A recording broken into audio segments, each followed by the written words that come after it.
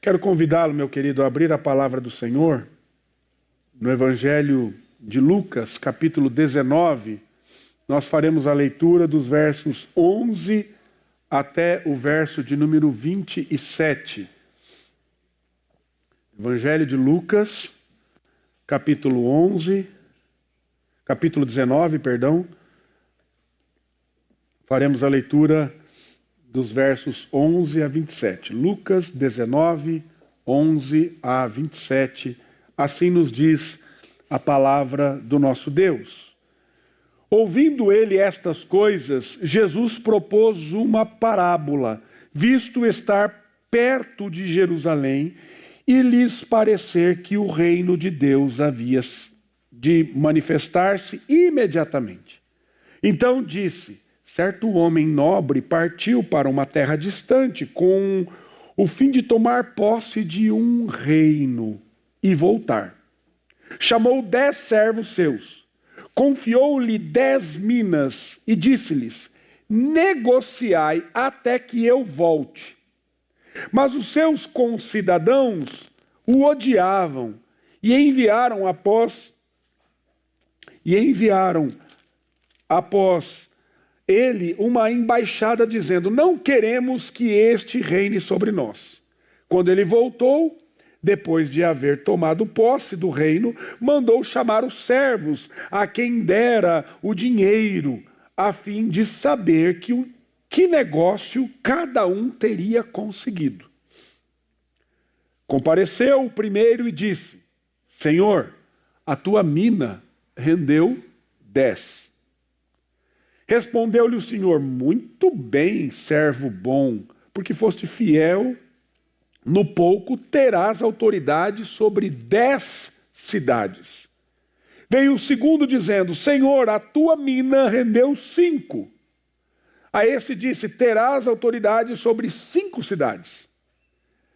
Veio então o outro dizendo: eis aqui, Senhor, a tua mina, que eu guardei embrulhada num lenço. Pois tive medo de ti, que és homem rigoroso, tiras o que não puseste e ceifas o que não semeaste. Respondeu-lhe: servo mau, por tua própria boca te condenarei. Sabias que eu sou homem rigoroso, que tiro o que não pus e ceifo o que não semeei? Por que não puseste meu dinheiro no banco? Então, na minha vinda, o receberia com juros. E disse aos que o assistiam: tirai-lhe a mina e dai ao que tem 10. Eles ponderaram: Senhor, ele já tem 10. Pois eu vos declaro, a todo o que tem dar-se-lhe-á, mas o que não tem, o que tem lhe será tirado. Quanto, porém, a esses meus inimigos, que não quiseram que eu reinasse sobre eles, trazei-os aqui e executai-os na minha presença. Quero convidá-lo a baixar a sua cabeça, fechar os seus olhos e nós vamos orar mais uma vez. Senhor, muito obrigado pela tua palavra. Obrigado pela tua misericórdia nesta manhã. Obrigado por estarmos aqui louvando ao Senhor e saber que o Senhor é bom, o Rei da glória, o Rei do nosso coração, que reina sobre todas as áreas da nossa vida. Agora, Senhor, que vamos ouvir a palavra do Senhor, a exposição da Escritura, fale ao nosso coração. E que as palavras dos meus lábios, o meditar do meu coração, sejam agradáveis a Ti, meu Senhor, minha rocha, meu Redentor, amado da minha alma, em nome de Jesus. Amém.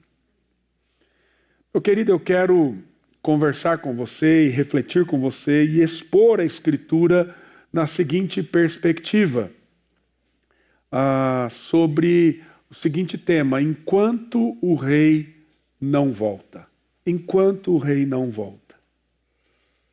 A nossa geração, o nosso tempo, aqui e agora, é marcado pela pressa.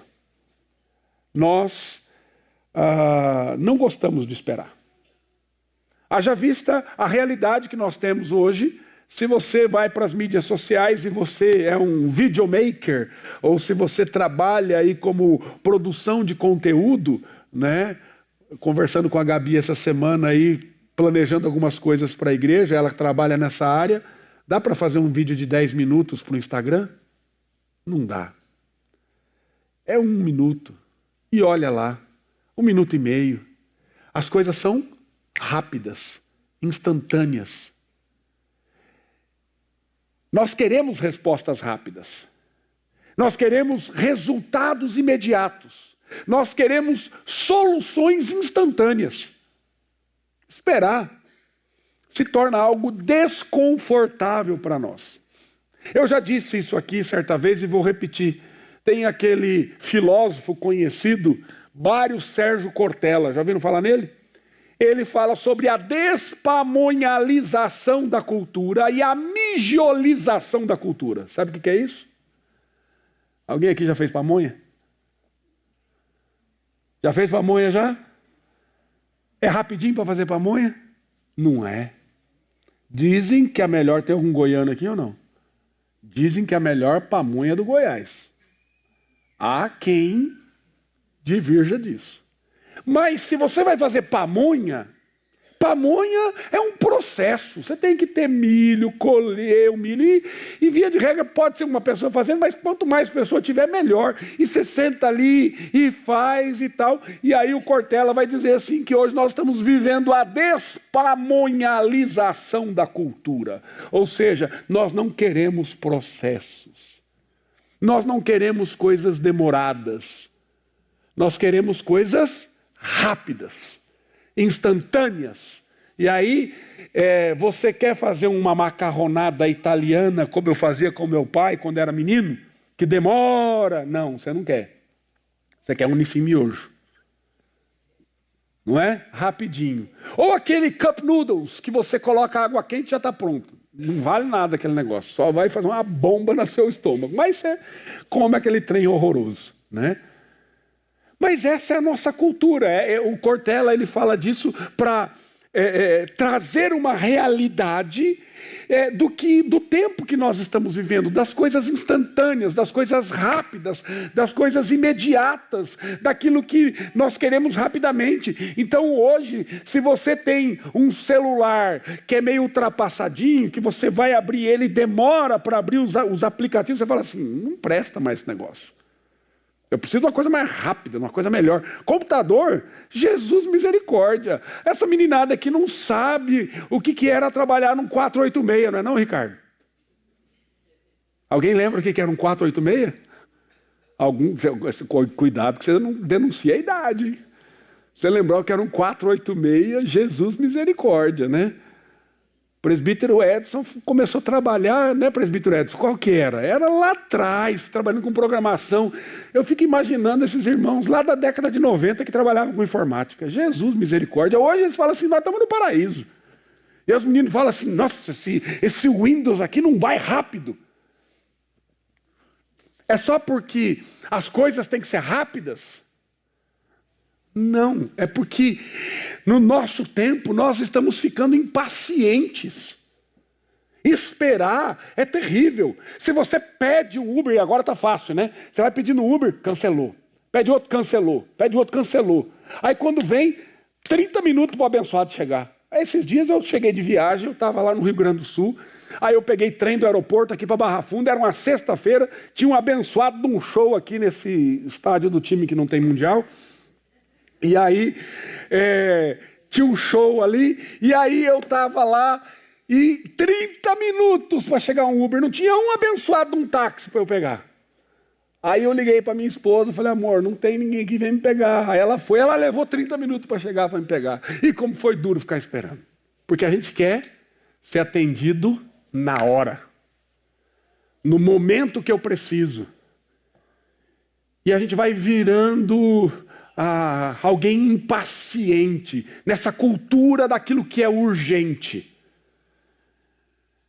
O problema disso, meus irmãos, é que isso afeta claramente a nossa vida espiritual.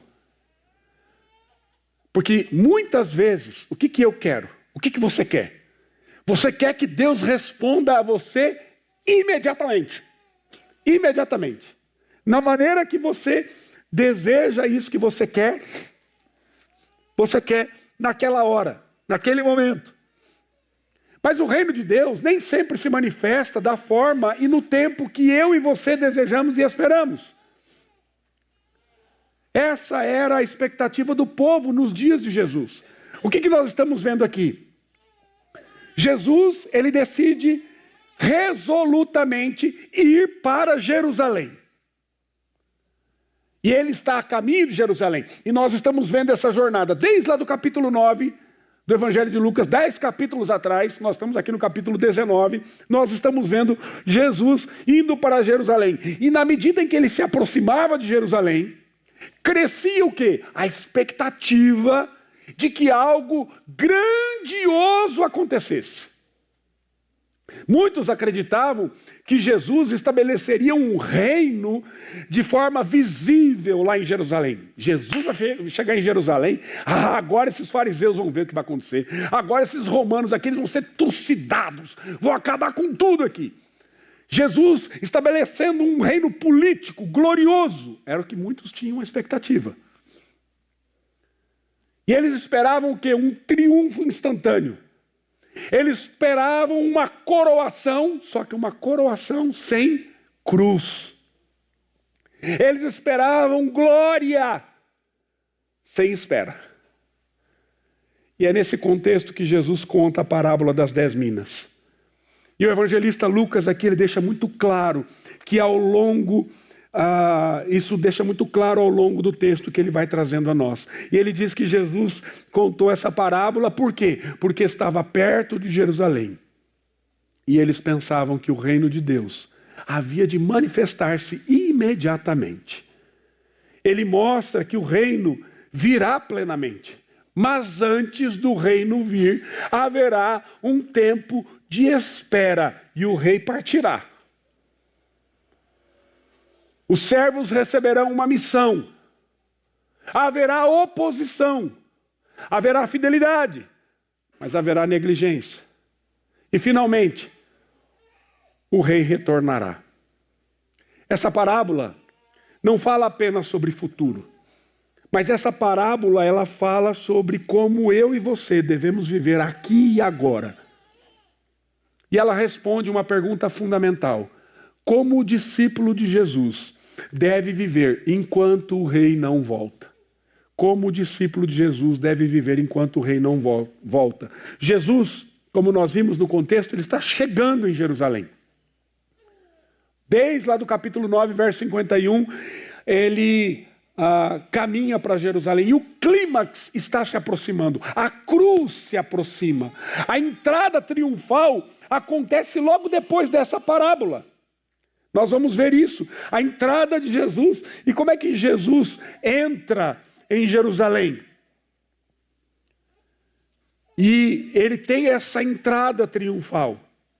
Agora o povo está tomado de expectativas messiânicas, está tomado de expectativas pelo rei. Mas Jesus sabe que os discípulos ainda não entenderam completamente o reino. E por que não entenderam? Nós temos visto o contexto. Lá no capítulo 18, ele fala claramente o que ia acontecer com ele em Jerusalém. Estão lembrados? Ele diz assim, eu vou chegar em Jerusalém e olha o que vai acontecer comigo.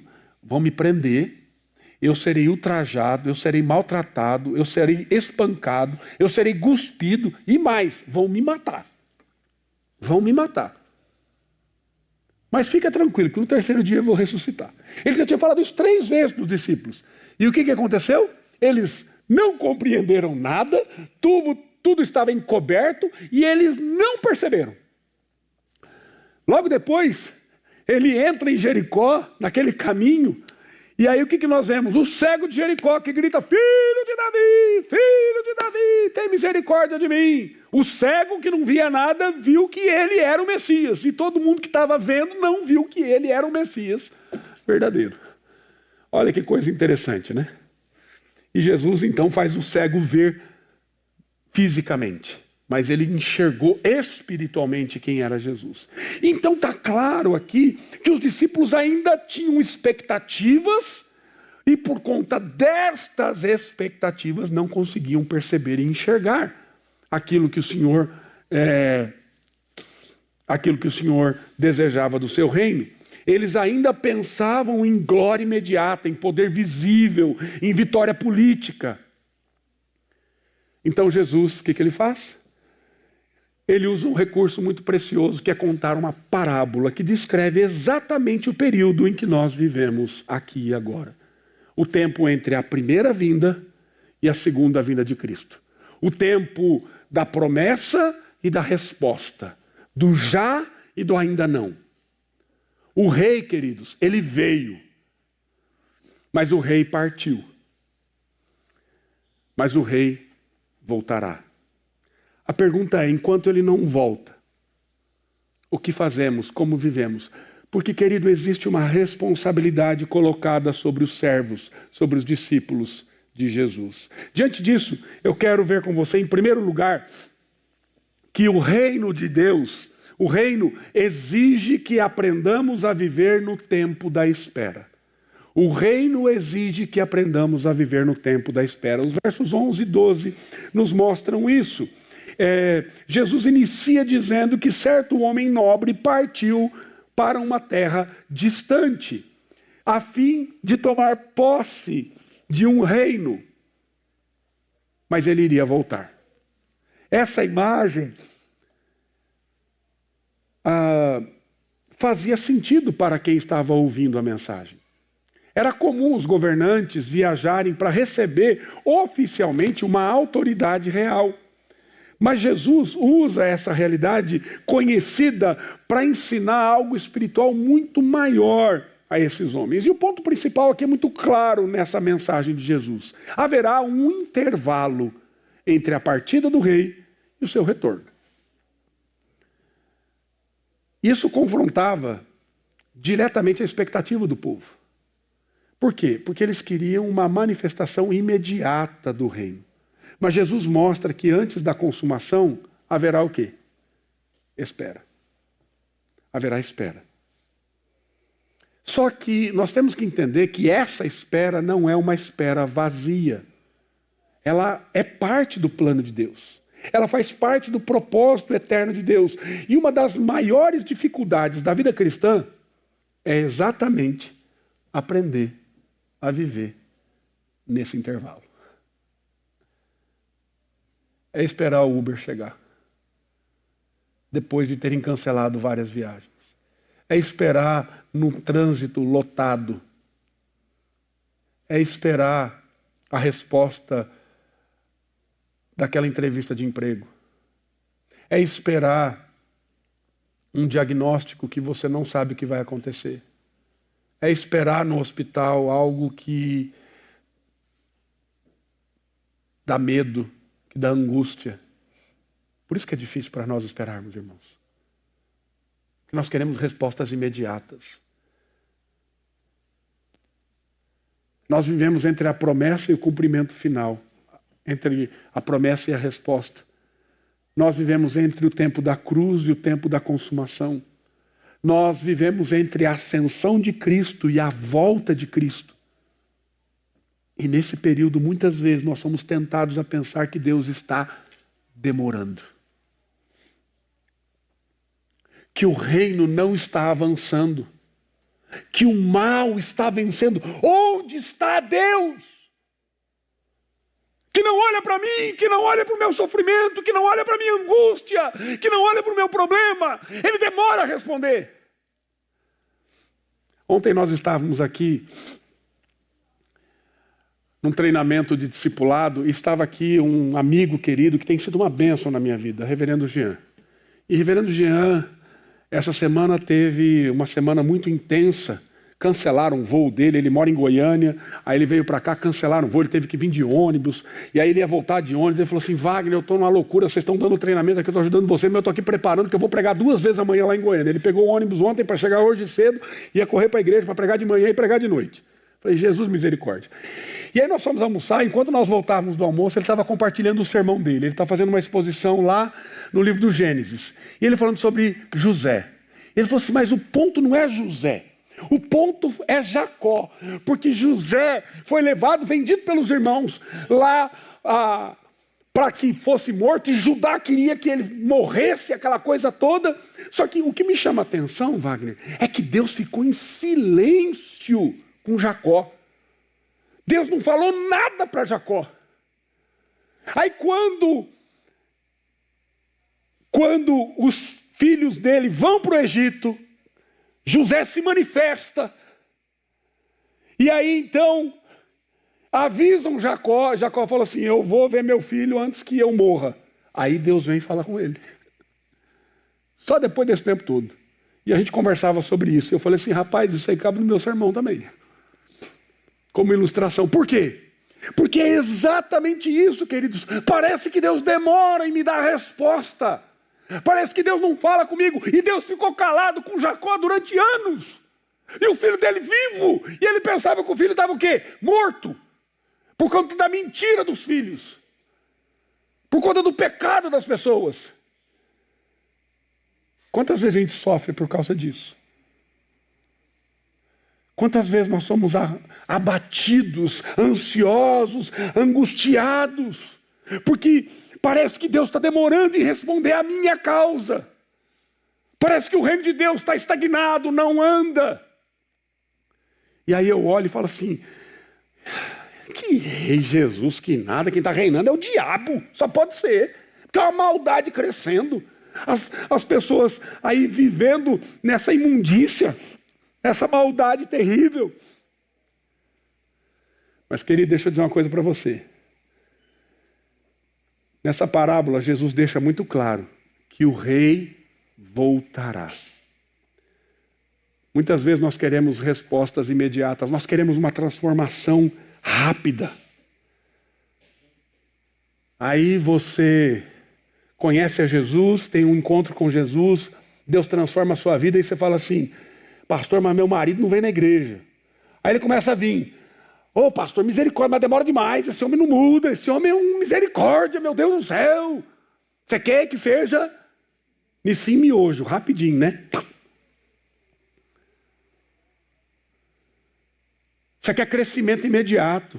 Você quer solução instantânea. Você quer justiça agora. Mas o reino de Deus, frequentemente, amadurece, sabe onde? Em tempos de espera. Porque a espera nos ensina algumas coisas. A espera me ensina você a depender de Deus. A espera ensina a dependência. A espera mostra que não depende do meu esforço, da minha lógica, das minhas habilidades. A espera, ela se resume a depender. Outra coisa que a espera faz comigo e com você é que ela revela o nosso coração. Ela revela onde está de fato a nossa confiança. A espera, ela expõe onde de fato nós colocamos a nossa esperança. Pastor Paul David Tripp, num dos seus devocionais, falando sobre a espera e sobre a soberania, ele diz o seguinte: esperar não é apenas o que você faz até conseguir o que você deseja. Esperar faz parte da obra de Deus para transformá-lo naquilo que Ele quer que você seja. Você entende isso, querido?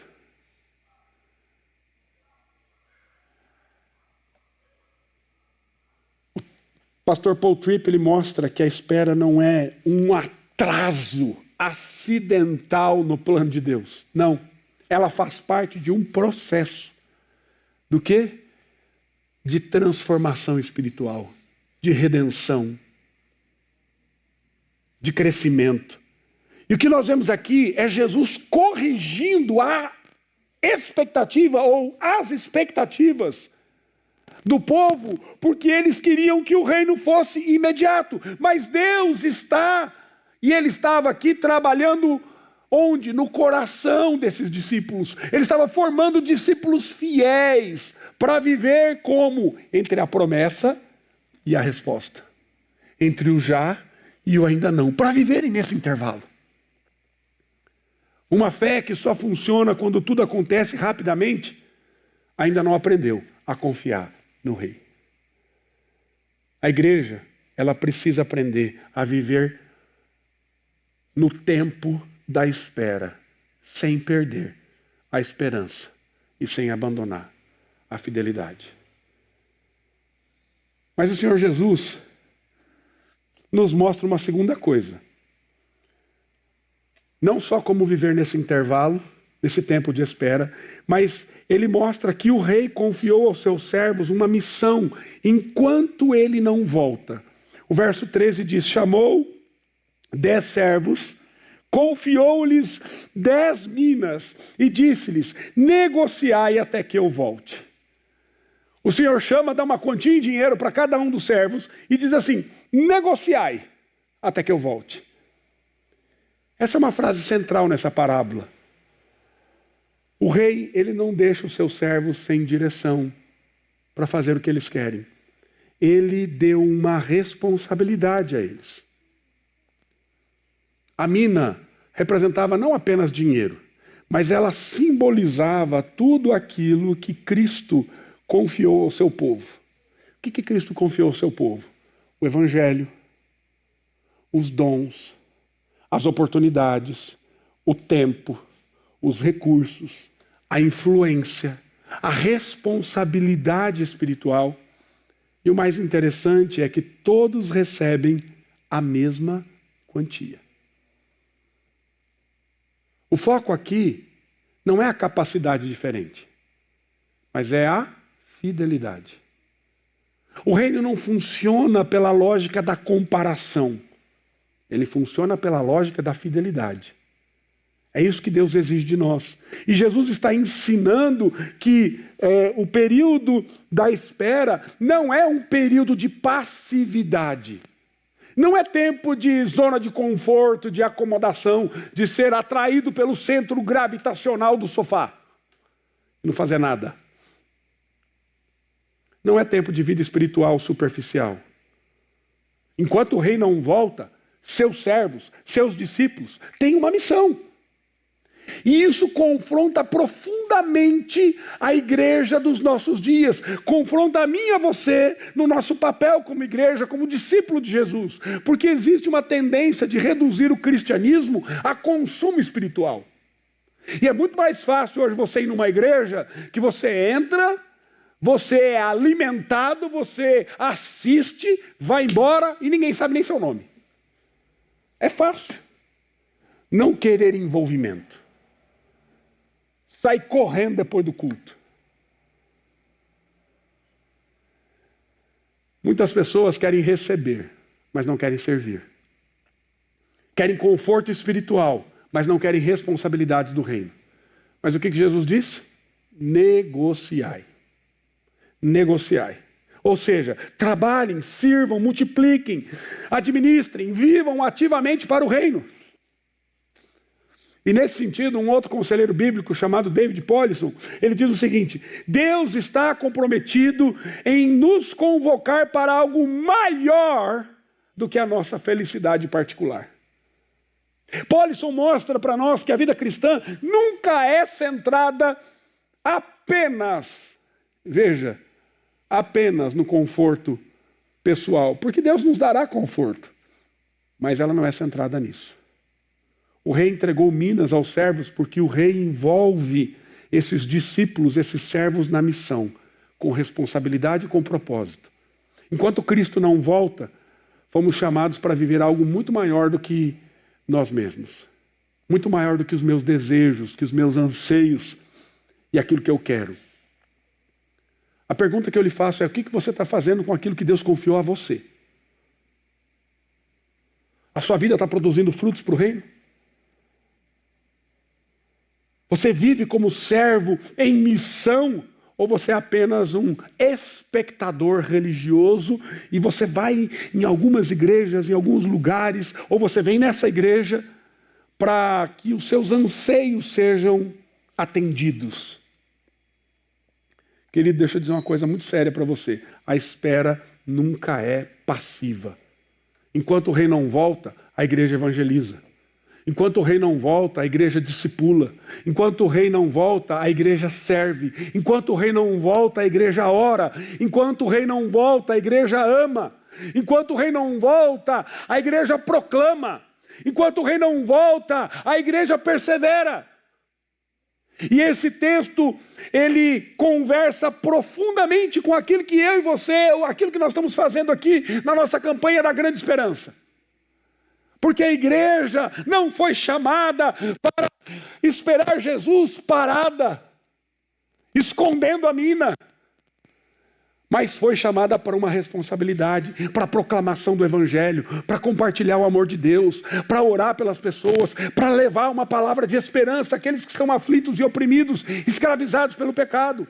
Ela foi chamada a viver de forma missionária, enquanto aguarda o retorno do rei. Mas em terceiro lugar, tem algo importantíssimo aqui. A forma como nós servimos revela o que nós realmente pensamos sobre o rei.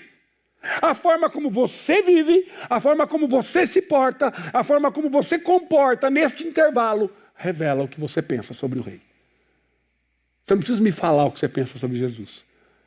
As suas atitudes falam muito mais alto que você nesse sentido. Então a parábola, ela ganha essa profundidade.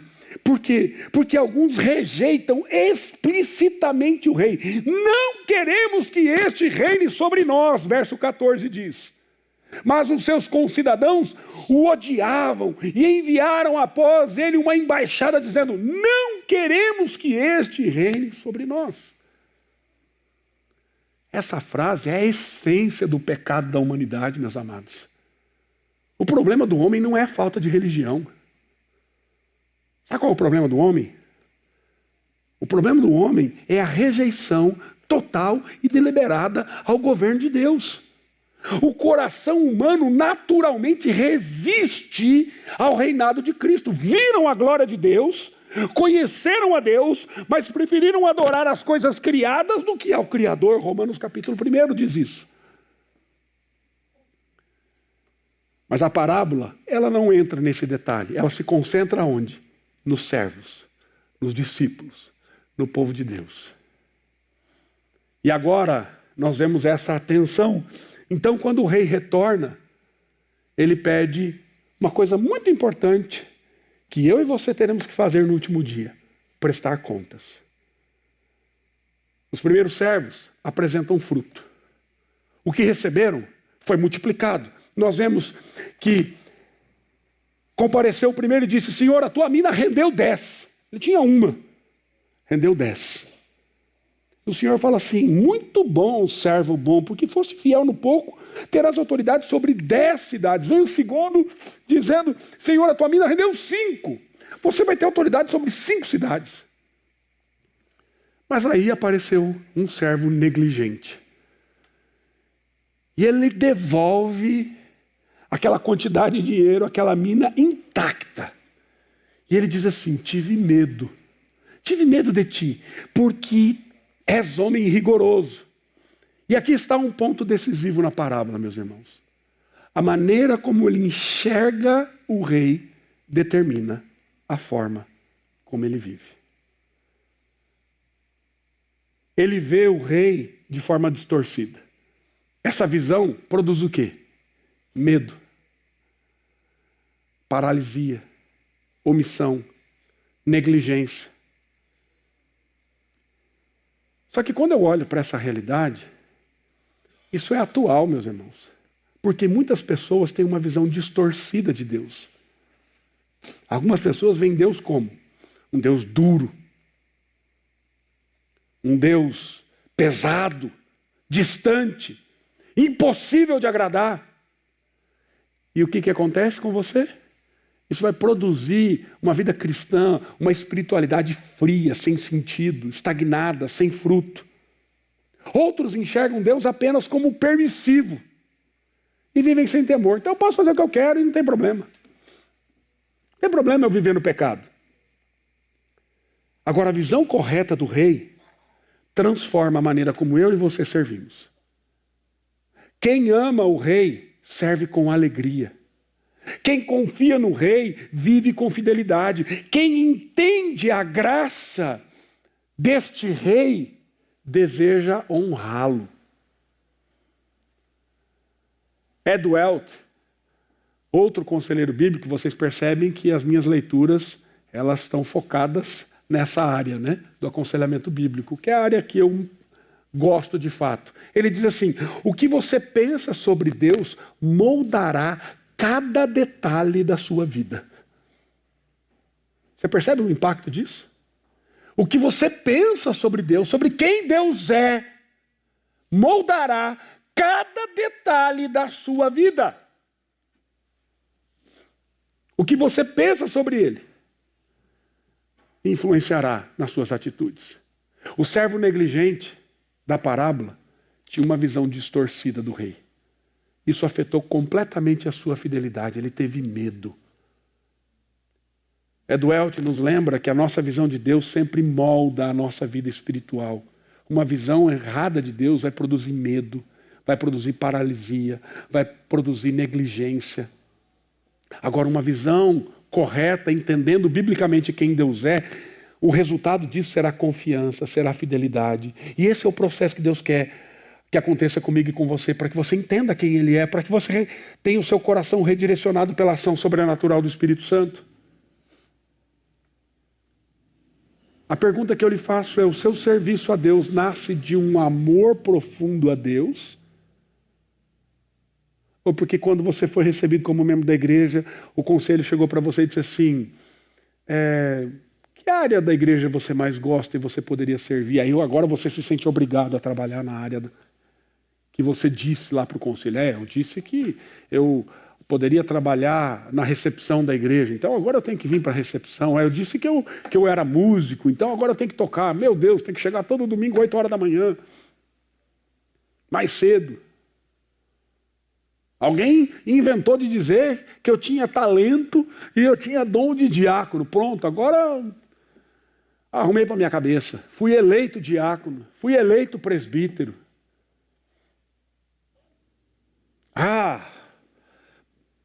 Pastor chegou lá na frente, pediu para quem podia ajudar no café, dei meu nome. Agora tem que ficar fazendo café na igreja. Essa é a sua postura? Para o serviço? Você faz por amor, porque você está servindo a Deus, ou você faz por obrigação? Deixa eu dizer uma coisa para você muito séria, meu irmão. A sua vida, ela revela fidelidade ou negligência espiritual. Deus te deu talentos e dons que você está escondendo, enterrando, colocando num lenço, dizendo assim: eu tenho medo de Deus. E se eu perder isso aqui, Ele vai me pedir de volta, e o que eu vou fazer? O que Ele disse? Negociai. Se você tivesse colocado lá no 100% de CDI, já renderia alguma coisa, não é não? Pelo menos isso. A parábola nos ensina que neutralidade espiritual não existe, meu amado. Enquanto o rei não volta, nós estamos servindo. Ou negligenciando.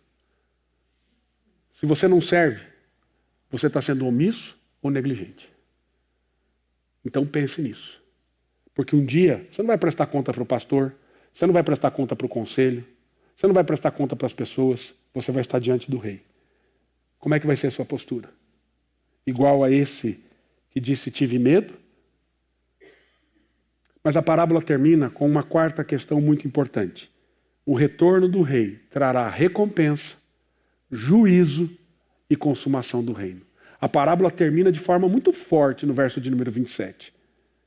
Ele diz assim: quanto, porém, a esses meus inimigos, aqueles que falaram que não queriam que ele reinasse sobre eles, que não quiseram que eu reinasse sobre eles, trazei-os aqui e executai-os na minha presença. O rei, ele retorna não apenas para recompensar os seus discípulos e servos fiéis, mas ele também vem para julgar os seus inimigos. E esse versículo nos lembra algo que muitas vezes nós evitamos enfatizar. Deixa eu dizer uma coisa para vocês, queridos. Jesus, ele veio como Salvador, como Redentor, para nos reconciliar com Deus. Ele voltará, mas não apenas como Salvador. Ele voltará como Rei. Ele voltará como juiz. O Evangelho inclui graça, mas o Evangelho também inclui prestação de contas. Nós vivemos numa cultura que gosta da ideia de um Jesus amoroso, acolhedor, e rejeita a ideia de um Jesus soberano que julga. Mas o texto aqui deixa claro que haverá consumação do reino, que haverá justiça final, que haverá separação definitiva. Quem não tem Jesus como seu único e suficiente Salvador, como o Rei eterno da sua vida, será condenado ao inferno e passará a eternidade sofrendo na presença do diabo, longe de Deus. Essa é a mensagem do Evangelho, meu amado. Não tem que florear coisa, não. Se você não tem Jesus como seu único e suficiente Salvador, você precisa ser transformado pela graça. Se você tem uma pessoa que você conhece que não tem Jesus como seu único e suficiente Salvador, essa pessoa, se não entregar a vida a Jesus, ela vai para o inferno. Não adianta eu tentar fazer aqui uma convergência de fatores para achar que a pessoa fazendo isso, fazendo aquilo, eu sou o caminho, a verdade e a vida. Ninguém vem ao Pai senão por mim. Não tem outro caminho, querido. É Jesus. E ele voltará como juiz. E se essa pessoa rejeitou a Deus, ela vai passar a eternidade no inferno. Isso te deixa com medo?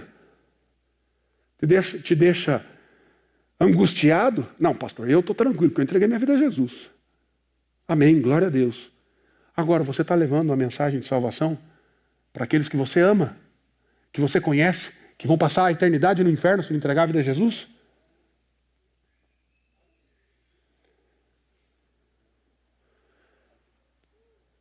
Isso não deve produzir apenas medo, mas deve produzir urgência espiritual. Porque o Rei voltará. E ele não voltará apenas como Salvador. Ele voltará como Rei. Ele voltará como juiz. Qual a boa notícia? Tem tempo. Então pregue o Evangelho. Tem tempo. Então compartilhe do amor de Jesus. Queridos, deixa eu dizer uma coisa para você. O meu coração assolava cada vez que eu olhava para a Escritura e via isso, porque o meu pai não era um homem crente. Que meu pai não era um homem que conhecia Deus, que temia Deus. Ele era um desses inimigos do Senhor. E a vida inteira, minha mãe, mais de 30 anos orando por aquele abençoado daquele homem. Eu mesmo condenei ele para o inferno umas 40 vezes, mais ou menos. Eu pregava e ele não queria nada com nada. Mas Deus foi gracioso. 6 meses antes daquele abençoado falecer, Deus transformou o coração dele. Querido, continue a pregar o Evangelho. Não se canse de pregar o Evangelho. Seja testemunha da graça. Seja testemunha do amor de Deus. Porque Deus faz a obra, querido. Mas pregue. Fale. Não seja este servo que agora aqui é considerado como inútil. Pregue o Evangelho. Um presbítero chamado Lu Priolo, também conselheiro bíblico, autor de vários livros, ele diz assim: pessoas que vivem com a eternidade em vista tomam decisões de forma diferente daqueles que vivem apenas para o presente. Como é que você está vivendo, querido? Com a eternidade em vista ou só pensando no aqui e agora? Na sua felicidade momentânea? Priolo destaca que a eternidade deve moldar as nossas prioridades presentes, aqui e agora. A parábola termina com o retorno do rei. E o juízo final, exatamente para nos lembrar que a vida cristã, ela precisa ser vivida à luz de Cristo. Cristo, ele voltará. Ele virá com glória. Por isso a nossa missão importa. Por isso a nossa fidelidade importa. Por isso, a nossa santidade, a maneira como nós nos portamos, importa. Por isso que o nosso discipulado importa. A esperança cristã não é um escapismo da realidade. Não é para eu fugir da realidade e pensar só lá no futuro. Não! A minha esperança cristã, ela implica no que eu vivo agora, nas minhas decisões no meu casamento, na educação dos meus filhos, na postura teológica que eu tenho no meu trabalho, no relacionamento com as pessoas, como eu me porto em cada decisão que eu tomo, querido. A esperança cristã, a volta do rei, influencia viver aqui e agora. Enquanto o rei não volta, como que eu tenho que viver? Viva olhando para o autor e consumador da fé. Viva olhando para Cristo, olhando para frente, olhando para o retorno, olhando para a consumação, olhando para a resposta. E trabalhando, aqui e agora, com essa perspectiva, perseverando, esperando o Senhor fazer aquilo que Ele quer fazer, entendendo que cada espera é um momento redentivo, é um momento de transformação. Essa parábola, meus irmãos, nos coloca no lugar onde nós estamos vivendo hoje. O rei veio. O rei veio. Viveu entre nós, cheio de graça e de verdade. O rei partiu, mas o rei voltará. Enquanto ele não volta, existe uma pergunta inevitável. O que nós estamos fazendo com aquilo que ele confiou a você? O que nós estamos fazendo com aquilo que ele confiou a você? Estamos vivendo de forma passiva? Estamos cobrindo os dons que Ele nos deu num lenço para ficar bem guardadinho ou enterrando eles? Nós viramos consumistas religiosos sem servir? Ou nós estamos vivendo como servos fiéis ao reino? O tempo de espera não é vazio, meu amado. É um tempo de fidelidade. E a forma como nós vivemos agora revela realmente o que eu penso sobre quem é este rei. A igreja precisa recuperar essa consciência. Cristo voltará. Nós temos que clamar: Maranata, ó vem Senhor Jesus. O reino será consumado. O reino será estabelecido plenamente. E até lá, eu e você somos chamados a viver com Jesus. E Ele vai trabalhando no meu coração e no seu coração, nas lutas que nós temos. Nós somos chamados a viver em fidelidade, a viver em missão, tendo esperança e perseverando. Porque o Rei não está ausente por abandono. Ele nos deu uma missão. E Ele voltará. E enquanto o Rei não volta, nós vivemos para a glória dEle. Que Deus nos abençoe, que Deus nos fortaleça em nome de Jesus. Amém.